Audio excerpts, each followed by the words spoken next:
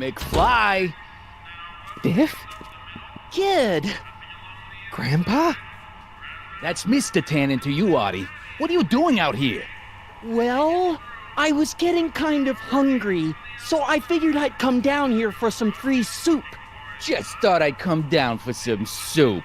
Think, McFly. The DA's throwing around subpoenas like Babe Ruth. I don't think Ruth's a pitcher anymore. Shut it. If one of those subpoenas landed in the hands of my number cruncher, I'd be in a whole lot of trouble. I could even get sent up the river. You wouldn't want that, would you? Would you? No, of course not, kid. All right. That's better. What are you looking at, punk? Keep your eyes on the soup, kid. Well? Well, what? What are you still doing here? Sorry, kid. I'll just run back to the safe house. You do that. And McFly, Yes? that hat's too flashy. You better let me hold on to it. Now scram! You got it, boss. And don't come out until I give you the all clear. I swear, if even one of you mooks could add 2 + 2 without your fingers, I'd dump that wimp into the lake. Hey! Anyway, I'm off to make myself irresistible. Don't let anyone burn down the shop while I'm gone.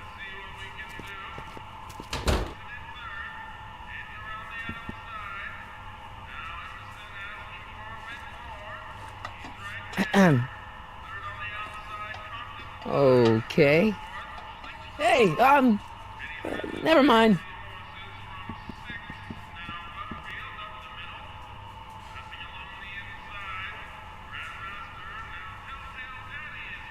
I better not talk to him. I don't want to mess up his timeline.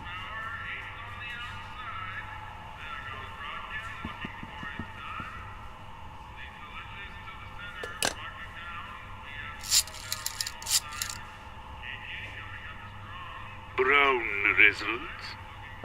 Hi. Do you know where I could find Emmett Brown?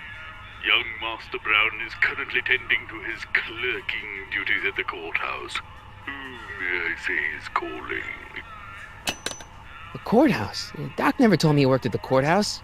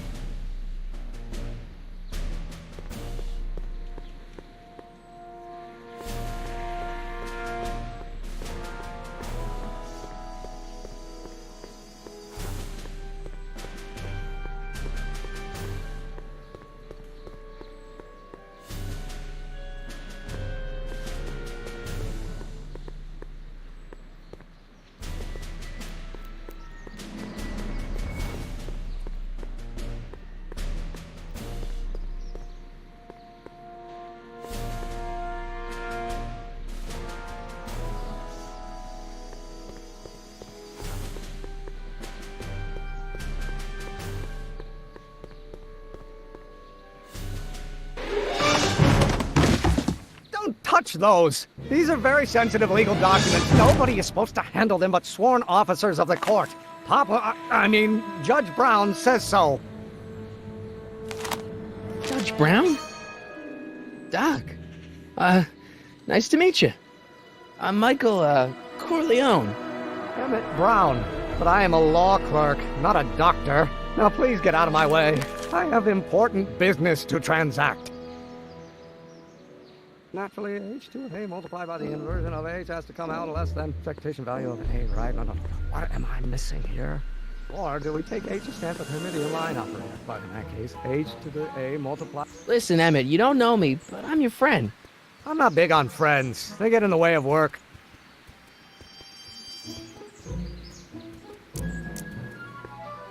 Listen, I understand you're working on a new invention in your lab. Invention? You must have me mixed up with somebody else. I'm in law. I have absolutely no interest in science. Acceleration, of course. That's Newton. But how many Newtons are... Come on, wait up a minute. You again? Can't you see I'm busy? Okay, so you don't want your old man to know. That's fine. Listen, we all keep secrets. But I'm telling you, you can level with me about this science project of yours. I am not a scientist. Go ahead, ask me what E equals. What does E equal? I have absolutely no idea. See? I don't know where you got your information from about me, mister, but you're wrong, wrong, wrong.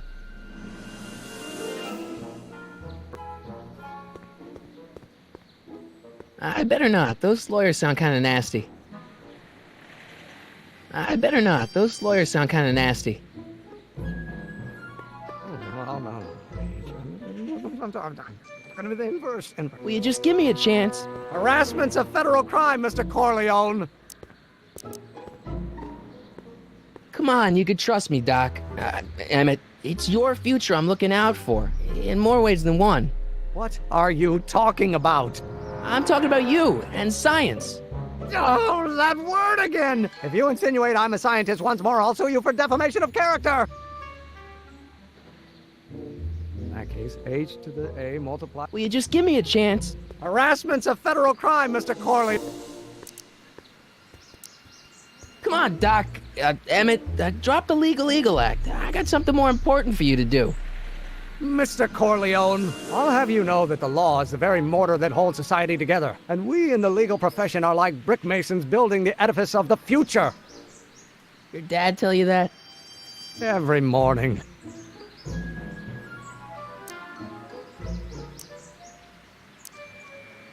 What's this important business you're up to?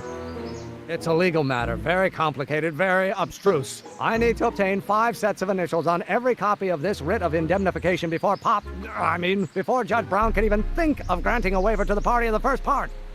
You have no idea what it's about, do you? That's how important it is. So, Emmett, what time are you through with work? Depends. On weeknights, Pop sometimes keeps me in the office till 9. 9 at night, but today's Saturday. Right. So I probably won't get off before 10. How about you knock off work early and I'll buy you a beer, or soda. What do you say? Don't try to tempt me from my duty with sugary beverages. Keeping the wheels of justice turning, that's my one passion in life. Besides, if I left before 8, my pop would kill me. Sounds like you're a little scared of your father. Scared of my father? Pop is the most learned, just, incorruptible judge that Hill Valley has ever seen. The only people scared of Judge Brown are people with a dark secret to hide. And I don't have a dark secret to hide. See, I'm sort of in the science business myself. That's why I sought you out. Not that I care in the least, because science is the furthest thing from my own area of interest, which is law, but I don't believe you. It's true. I'm a scientist. So tell me something, Mr. Scientist, from your vast storehouse of scientific knowledge. The leg bone's connected to the thigh bone? Amazing. Emmett, about your... Don't say it. Wait, is that even possible? Now if H...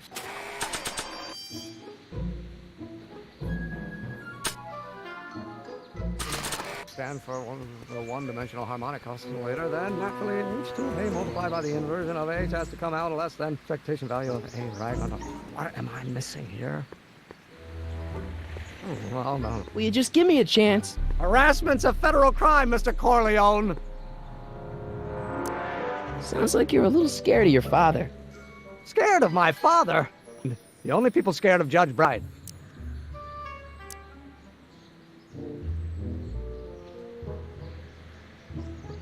Emmett, about... No. It's not possible.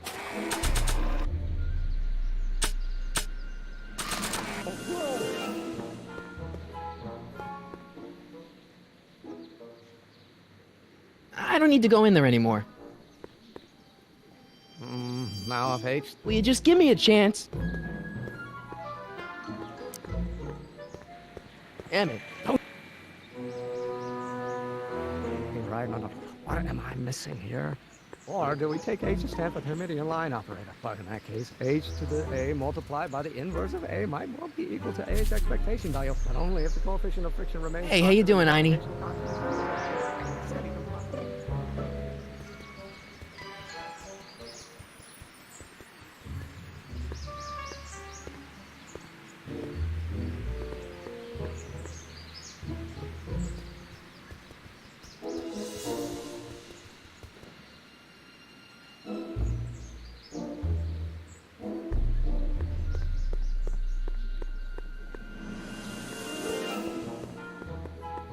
Well, no. I'm going to be the inverse. I wonder who really burned down the speakeasy. I don't need anything in there.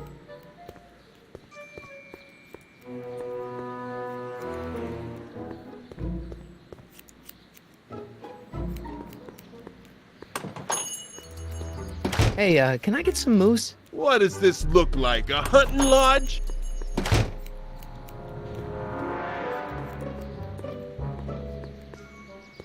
I'm not so sure I want to stay in a place that welcomes.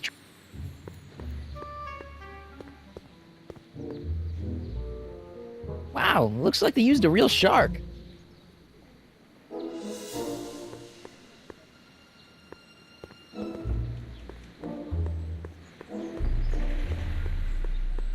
H stands for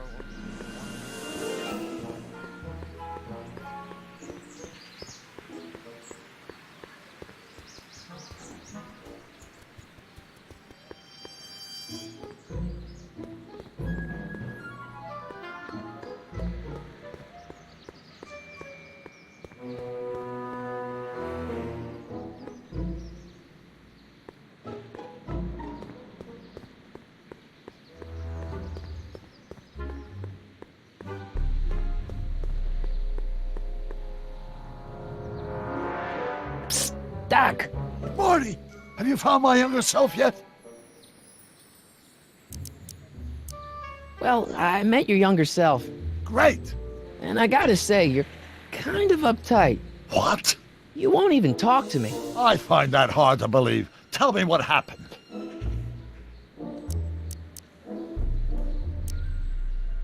I tried asking him about your rocket drill, but he says he's not a scientist. What? What? Father. What's he got to do with this? In 1931, I was still deathly afraid of my father discovering the truth about my scientific predilections, so I carefully kept them under. That sucks. It sucked a lot. Fortunately, I eventually stood up to him, but right now, my younger self probably thinks you've been sent by my father to check up on me. What do I do to convince Teen Doc that I'm not a spy? I'm not sure. Why does your younger self mutter all the time? Muttering?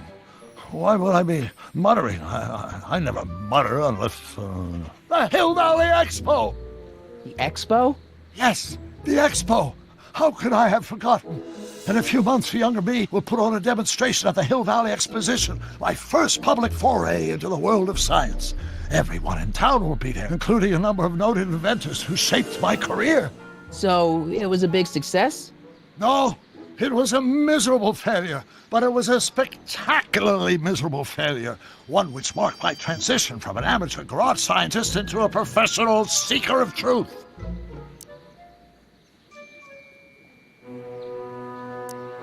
What does this expo have to do with you muttering all the time? When I was younger, I used to relieve stress by working on complex mathematical conundrums. No doubt my younger self is working on some impossible problem in an attempt to work off cerebral steam in the weeks before the exposition. What was I muttering about? I don't know, h to the something with an inverse of something else. I'm not so good at equations. That's too bad. I bet if we could solve my younger self's problem, he'd be more inclined to listen to you. I still can't figure out what your younger self is muttering about. Blast! If only I could hear him myself. You know, your younger self seems really dedicated to the law. It's a facade, I assure you. I had to keep up appearances to appease my father. Let's talk. Okay, but don't forget we're on a bit of a deadline.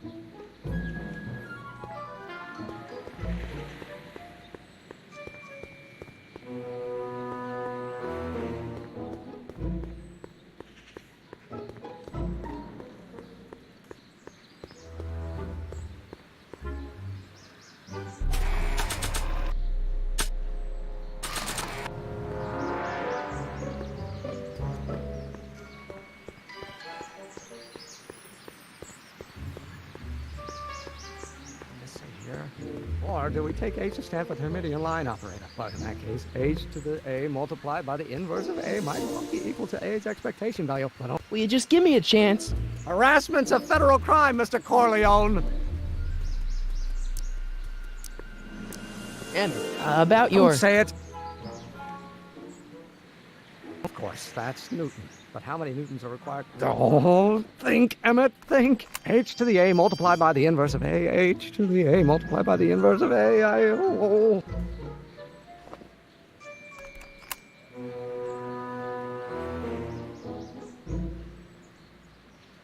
To maintain a constant mass, its acceleration is reduced by the inverse of its derivative of its speed relative to the speed of light.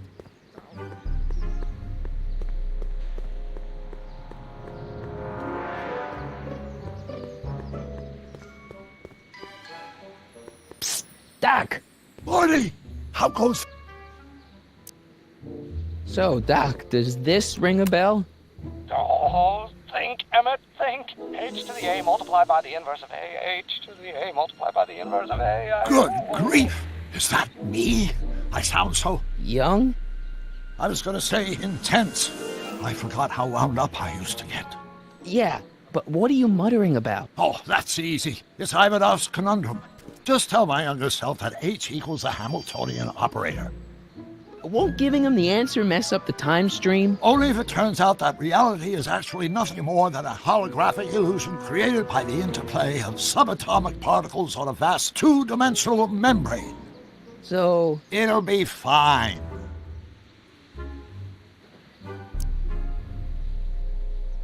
Where have you been all this time? I missed you. I've missed you too, Marty. But I thought it was important to let you live your own life for a while, free from the insanity of time travel. I gotta admit, it was nice to not have my family history blowing up in my face for a few months. Besides, I've been busy raising my own unpredictable teenagers. So how are Clara and the kids? They're fine. Right now we're trying to decide where to send Jules and Vern to college. Clara prefers the 2020s, but I'm partial to the 1960s. We're planning on visiting you and Jennifer in 2011 soon. Me and Jennifer? In 2011? Oh, forget I said anything. Where'd the DeLorean come from? The last time I saw it had been smashed to pieces by a train. It's a fantastic story. Do you remember when the DeLorean got struck by lightning in 1955? Yeah? Unbeknownst to either of us, the lightning produced a temporal duplicate of the time machine, one that was tossed 70 years into the future. What? I found out about it during a trip to 2025 and recovered it just in time to stop Griff Tannen from vandalizing the time stream. Heavy. So that DeLorean... It's for all intents and purposes the exact same machine as the original. Plus or minus little bells and whistles I've added over the years, of course. So, what were you doing in 1931 anyway? Oh, nothing terribly exciting. Indulging in a little personal nostalgia, picking up a few rare out-of-print books to surprise Clara on her birthday, solving a historical mystery or two. The usual. The usual? You lead a pretty unusual life, Doc. It's an unusual universe, Marty.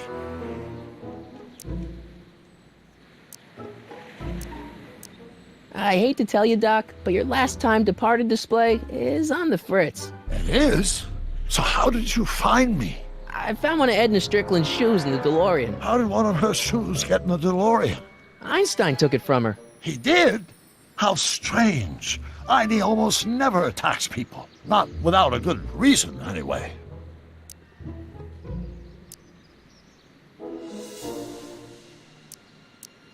How'd you wind up in jail in 1931 anyway? During my trip to the past, I decided to look into one of Hill Valley's unsolved mysteries. The fire at the speakeasy. Exactly. I thought I was safely hidden across the street. But when the fire started, there was a tremendous explosion, and I was knocked unconscious by a stray brick. When I woke up, I was here in jail, charged with arson. That's horrible. I know. Worse yet, I still don't know who started the fire. Guess who I bumped into at the soup kitchen? My grandfather. No! Don't worry, I didn't talk to him or change his future or anything. Good. I wish I could, though. This era's Tannen is treating him like dirt. Don't worry. If history plays out as it's supposed to, he'll soon be out from under Kid Tannen's thumb and free to live out his life as a humble accountant with your grandma. What was her name again? Sylvia. Right, Sylvia.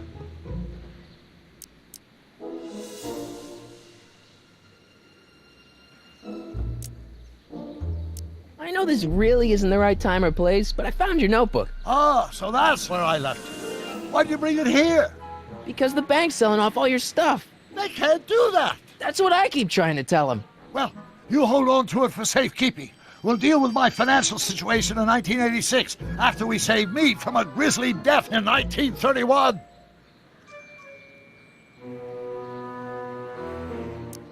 What do you know about Edna Strickland?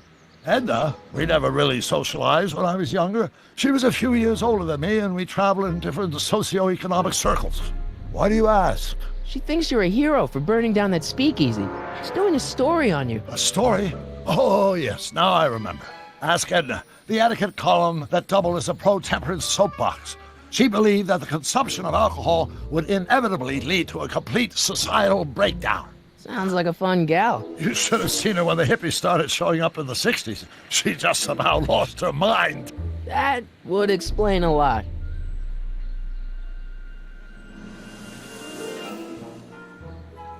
What's the story with this Kid Tannen jerk anyway? Biff's father? By this time next year, he'll be pulling down a life sentence in San Quentin. There was even a song about it. Wait, if Biff will be born in 1938, and Kid will be in prison... As I recall, he escaped from prison in 1937 for about 3 hours. That's a busy 3 hours. No kidding. Hang in there, Doc. Not the best choice of words, Marty.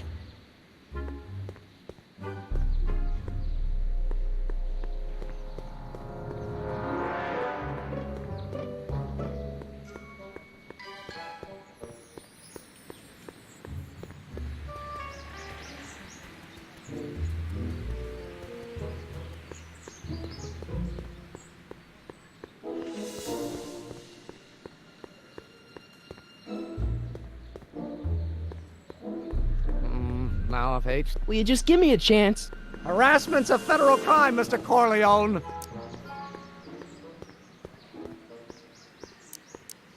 Maybe H equals the Hamiltonian operator. What did you just say? I said maybe H equals the... Hamiltonian operator. Yeah! Great Scott! If H is a Hamiltonian, then H to the A multiplied by the inverse of H can only be the same as the expectation value for A. That's it! That's the solution to Ivanov's conundrum, the problem I've been wrestling with in my head all week! I'm sure you would have figured it out by yourself in a day or two. The way you figured out how to build that rocket-powered drill. Where did you learn so much about science?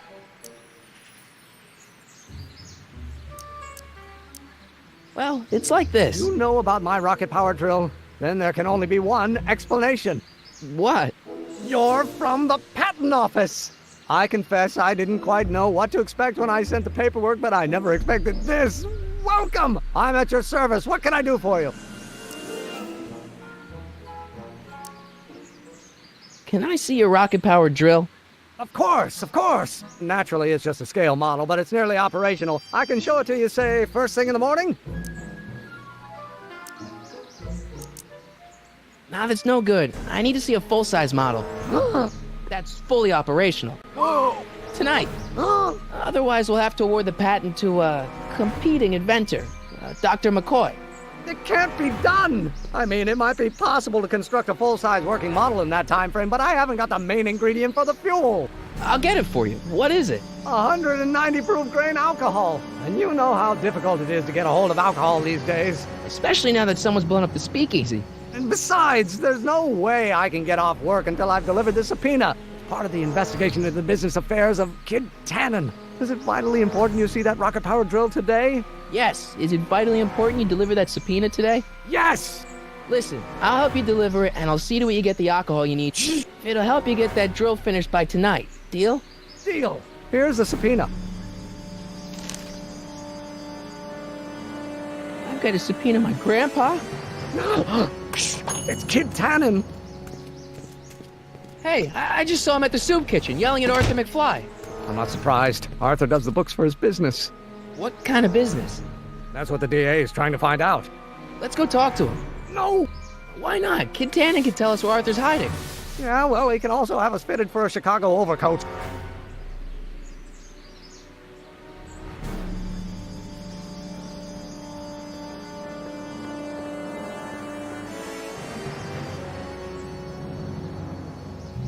Nice bike. Huffy? Huffy? I'm not huffy. I'm passionate. Passionate about justice, safety, law, and order. Never mind. Hey, Miss Strickland. Oh, hello, Mr. Corleone. Try not to draw any undue attention my way. I'm on the trail of a hot new scoop, as we in the newspaper business say.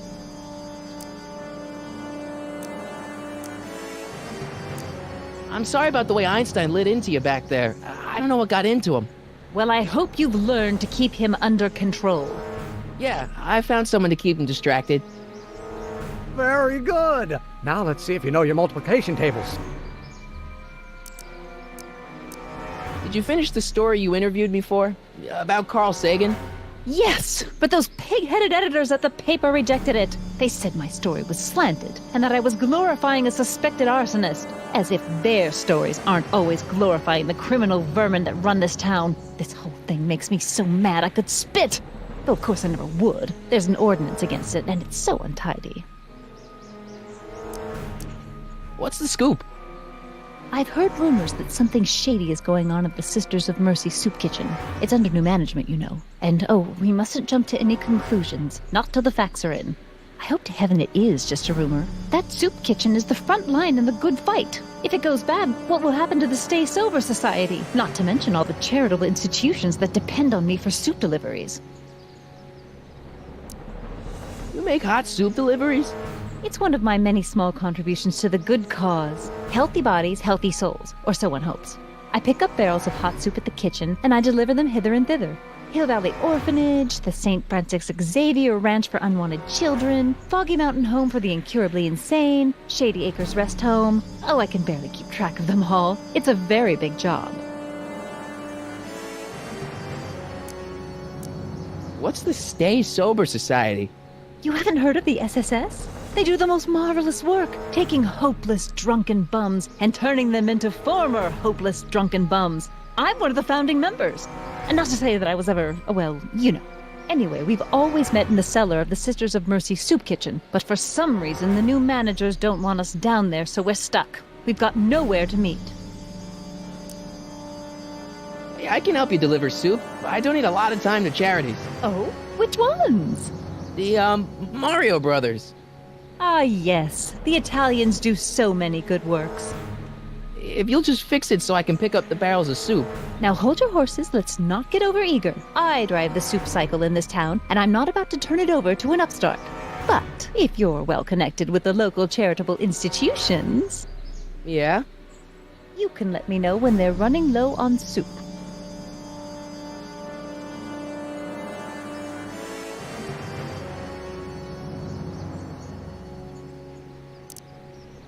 I know a place where the Stay Sober Society can meet. Oh? Where?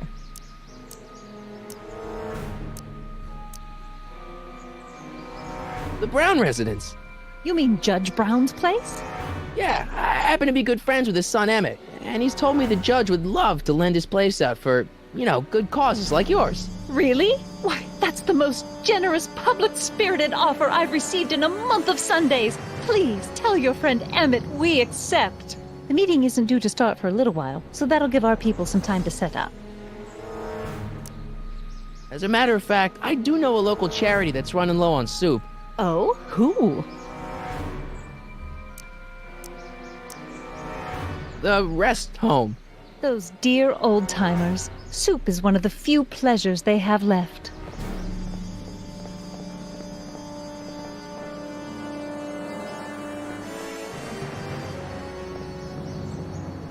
All right, Edna, just think of all those poor unfortunates and hold your nose. Mr. Donnelly!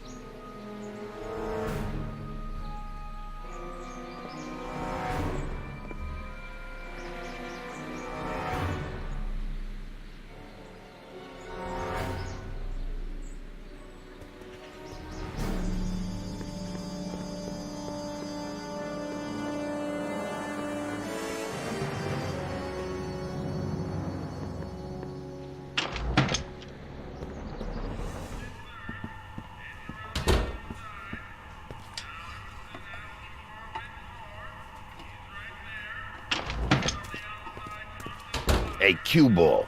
What? The truck just arrived with a fresh shipment of, soup. Soup? Well, this is the regular soup, and this is the special soup. Right. Special.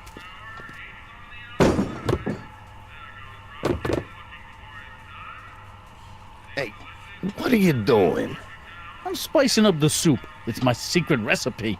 Listen, this ain't the Savoy, and we ain't here to feed these bozos no fancy soup. The boss has got a business to rebuild, so knock off the goofing and mind your post. All right. Just try the soup. Well? I can see why you want to keep this a secret.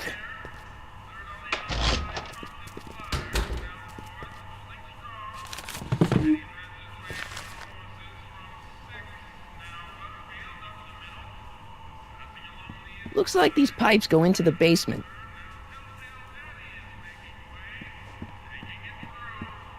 Excuse me.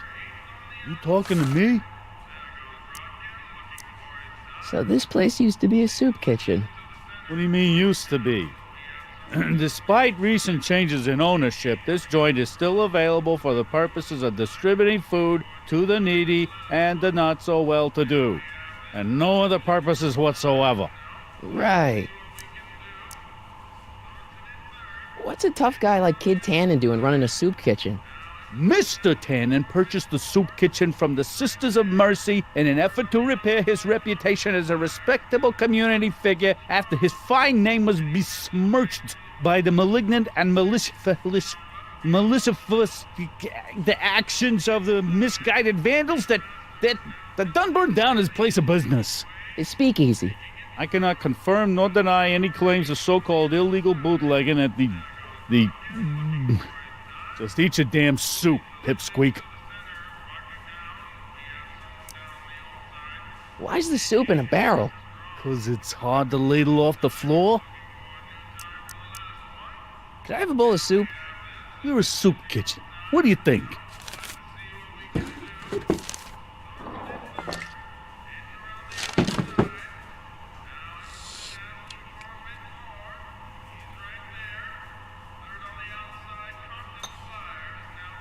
What kind of soup is this? It tastes like... Scrolle ribolita? I was gonna say week-old cabbage. Everyone's a critic. Look, all I got to work with is this 2-bit soup in a barrel and spice rack that hadn't been restocked since the Coolidge administration. What do you think I should do to perk this slop up? Let's see. Have you tried... parsley? It might help to, complement the mellow flavor of the cabbage. Compliment the mellow... What are you talking about? Trust me. You might be onto something, kid. Let me see what I got.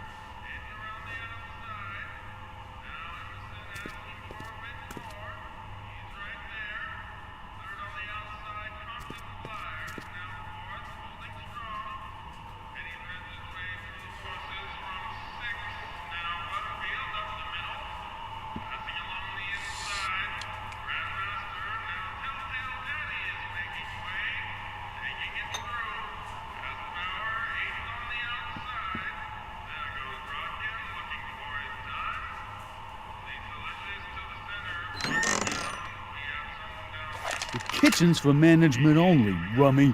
Whoa!